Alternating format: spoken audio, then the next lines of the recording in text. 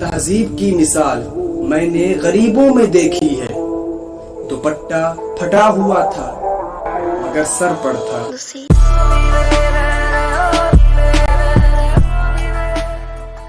کبھی ہم کسی کی اور کبھی کبھی کوئی ہماری جگہ لے ہی لیتا ہے۔ یہ دنیا ہے جناب، سچائی کو قبول کیجیے۔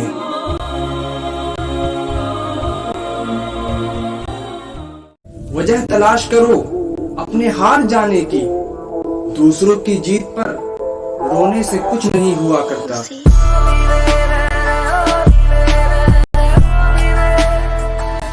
دنیا بھی ایک عجیب جگہ ہے، یہاں 100 کلو اناج کی بوری کو جو اٹھا سکتا ہے وہ خرید نہیں سکتا، جو خرید سکتا ہے وہ اٹھا نہیں سکتا۔